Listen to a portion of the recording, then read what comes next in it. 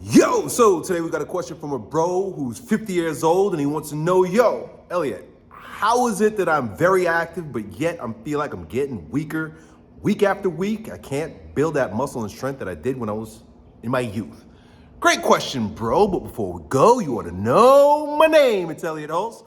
I'm a strongman strength coach. I've been making men strong here on YouTube since 2007, and you just stumbled upon your new favorite fitness channel for men over 40. If you're sick and tired of being fat and nasty, you want to get jacked and lean for the second half of your life, consider working one-on-one with old Uncle Yo by clicking the link down below or going to alphaschool.ai. Great. So our question comes from a dude who says, yo, Elliot, love the energy, love the content. I'm 50 years old, working out for many, many years, but as of late, I'm not feeling as strong in my weightlifting. He says, I stretch and run 12 miles weekly, but in the lifting category, I don't do as much as I did 3 years ago. Should I lift with more reps or heavier weight? All right, great question, man. And this gives me an opportunity to highlight a principle or a law, specificity.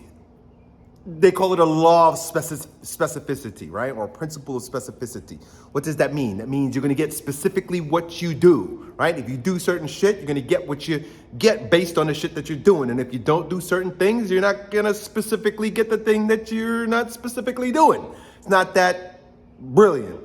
Specificity, right? And so you're specifically doing things that don't make you stronger. Right? You're specifically doing things that make you weaker. So when you stretch, right, and look, don't get it twisted. I believe stretching is really important in a very precise way. Corrective stretching, right?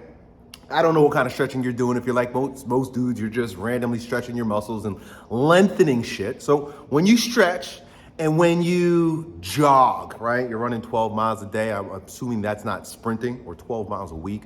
I assume that's not sprinting. So when you jog, you're gonna get a specific type of result, specificity, right?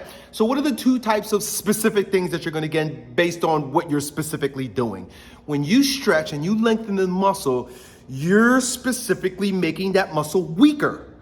A stretched muscle is a weaker muscle. Just think about it. Like if what a muscle does is it brings two bones together, right? That's what it does. That's all it does. It brings two bones together, right? And what does that mean? It means it's shortening. So as it shortens, it's getting stronger. It's doing strong shit. But when you lengthen, when you stretch that muscle, what are you doing? You're doing the opposite of what a strong muscle does. You're lengthening it out. As well as there's some nervous system adaptations that are associated with stretching that muscle out. You've got Golgi tendon organs and other nerve innervation things and fancy physiological mechanisms that are associated with deadening the impulse into that muscle. You literally, when you're stretching a muscle, you're like putting it to sleep. You're saying, there, muscle, don't be so active, don't be so impulsive, don't be so strong. Chill out. So you're wanting to get stronger, but you're telling your muscles, chill out, right? By stretching it, right? Now, once again, I don't want anybody to get twisted. Sounds like I'm contradicting myself a lot of times, and people are like, oh, Elliot, you told us to stretch in a video before. Corrective stretching. Corrective stretching is where there are certain muscles that are tonic. They're too tight, they're too strong, and they're overpowering your body's ability to stabilize a joint. So you need to stretch those muscles. But random stretching, just for the sake of stretching, it has its benefit if you want to specifically get weaker, right?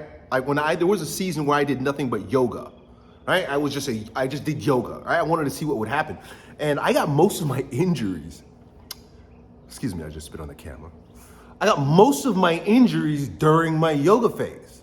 And it's because my body was so used to creating tremendous amounts of impulse through the muscle, but now, so my nervous system was used to driving power, and then my muscles were sort of weak.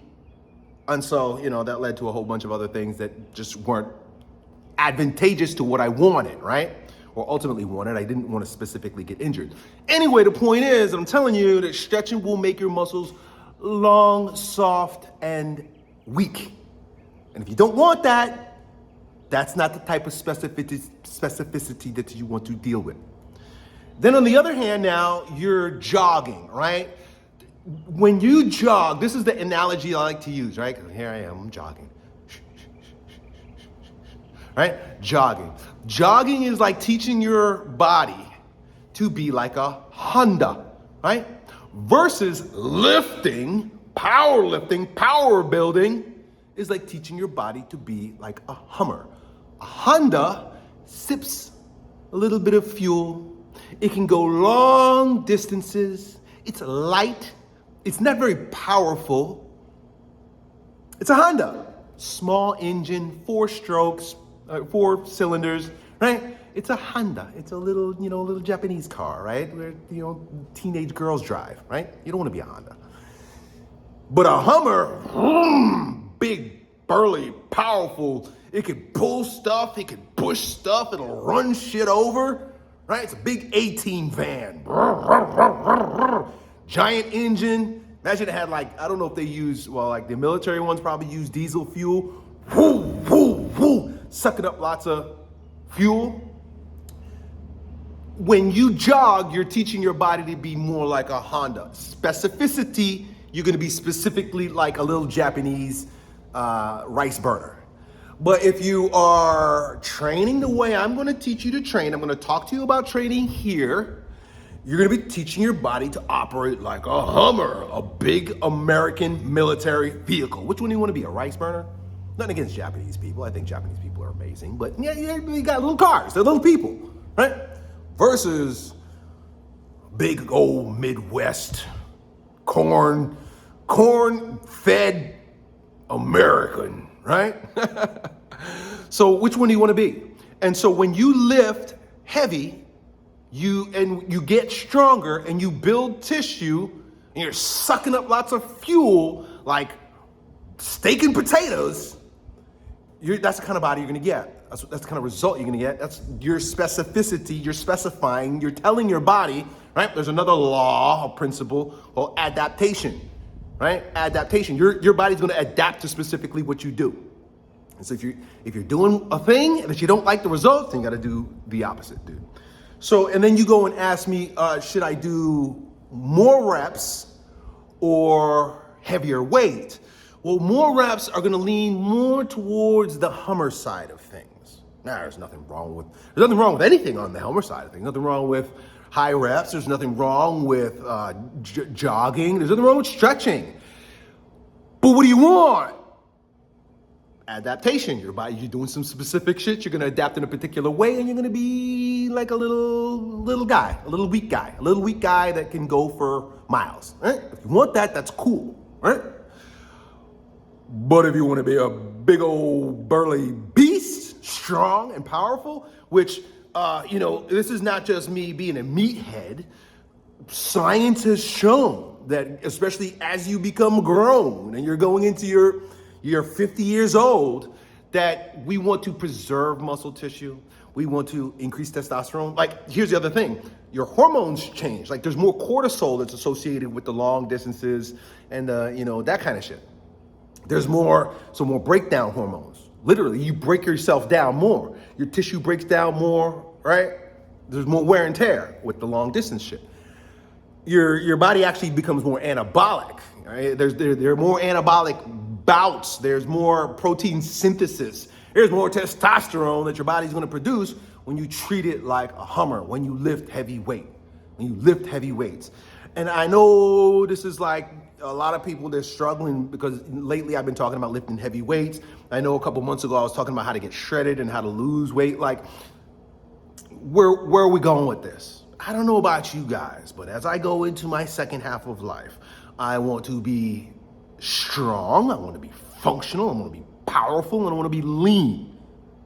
And so there's a pie chart of shit that needs to happen in order for you to maximize your ability to create that effect, to create that specificity, right?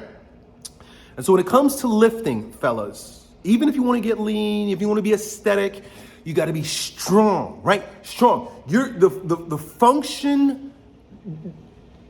form and function sort of work together, right? If you train for a particular type of function, your form is going to adapt to that. And if you train for strength, you're gonna look fucking strong, right? And so lifting heavy weights, here's another thing. A lot of people struggle with that because they think that it's going to ruin their joints and that you're gonna get injured and stuff like that. You will, if you lift like a 16-year-old in a football high school weight room, you'll bust your shit up. You don't wanna do it that way. But when you're lifting threes, singles, doubles, fives, and you're lifting with the type of precision that I teach and that I talk about, and you're activating those fast twitch muscle fibers, and you're teaching your nervous system how to be very efficient and effective in its production of power, you're gonna be not only safer, it's very safe, it's going to protect your joints, it's going to actually build your joints. I'm doing a lot of research on this right now. I'm gonna be talking more about it, but like you will actually repair and build better joints by lifting heavy. Your joints, your connective tissue, your cartilage, your bones, they don't respond to lightweight Honda rice burning shit.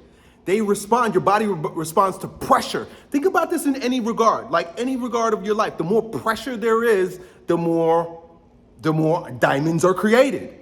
Right? You don't develop diamonds in a light feather touch environment. It needs pressure. Pressure creates diamonds. And so the same thing with your bones, and same thing with your connective tissue. You need pressure. But here's the thing. A lot of people they put pressure, but they don't have good posture. They don't have good joint articulation. And so you got to put pressure into the joints, but you got to keep the articulation tight. And that's why a lot of people don't like this guy, Joel Seedman. I've been watching a lot of his stuff, and I think that dude makes so much sense. He talks about only going 90 degrees. And of course, maybe he's an extremist because he's trying to get a point across. I'm not saying just do 90 degrees, but you gotta lift heavy with maybe smaller joint angles, maybe only 90 degrees. And maybe you do isolation, and maybe you do partials, and maybe you do rack pulls and things in a power rack. And what that does is it allows you to work a safe range of motion, and that is completely subjective. Everybody has a different safe range of motion, right? Based on, posture and injuries and things of all sorts. But if you, knowing your body or paying attention to your body or being conservative in your ranges of motion, and you add resistance, force into your joints, and you go slow, especially on the eccentric portion of the movement, you can start building power later, like into your concentric portion of the movement, meaning the upswing versus the downswing, right? The downswing, you want to go slow into the downswing, the eccentric portion of the movement. The minute you start feeling things like a little off or weird or tweaking or twinging or, whatever it is that we call it when our body starts feeling fucked up, you stop there. And it doesn't mean that you don't do that exercise. It means that range of motion's not safe for you. Yet, but by approaching that range of motion with a significant portion, a significant load, you are actually training your body to, there's something like a 15 to 25% crossover in range of motion. That's why Joel Seedman, it makes sense to me. He's like, go to 90 degrees, but it doesn't mean you're only strengthening to 90 degrees. If it's a 25% crossover, then you're getting stronger through everything before and after 90 degrees, right? Or not everything, but 15, 20, 25 degrees, right?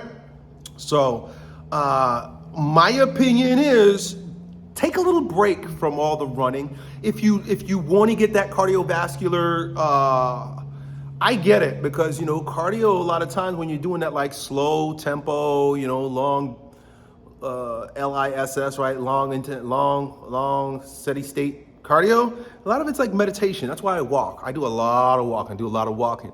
But in terms of if I want to get my metabolism revving, I'm wanting to burn more fat, I'll add sprints. I'm going to do sprints today. I'll do jumps and sprints. Right? I'm gonna do some box jumps, I'm gonna do a couple sprints, and I'm gonna do some strongman training. I'm gonna do some keg carries, right? Keg carry, if you pick up a keg, I got these kegs over here, you do a keg carry, you only need to go, 25, 30 yards, and you're developing posture, right? Upper back, you're developing the hamstrings, you're developing your gait, you're gonna be sucking wind. So there are other things that we can do. Jogging is not the only way. I don't know, I know you're 50, I'm 45, so I get it. We grew up in the 80s, and they told us you need to jog and eat I can't believe it's not butter, margarine, right? That's what they fed us in the 1980s. They said, eat margarine and jog. Imagine that shit, right? Put plastic in your body and run your body like a Honda. That's a recipe for all the shit that guys our age are dying from, right? Especially, it will just lower your testosterone and make you a softer man. And maybe that's what you want. Maybe that's what we want. Law of specificity, right? Like, maybe it's good to be softer. But if you're here asking old Uncle Yo some questions, bro, that's probably not what you want, dude. So, that's it. That's all. That's my opinion on that, y'all. Done.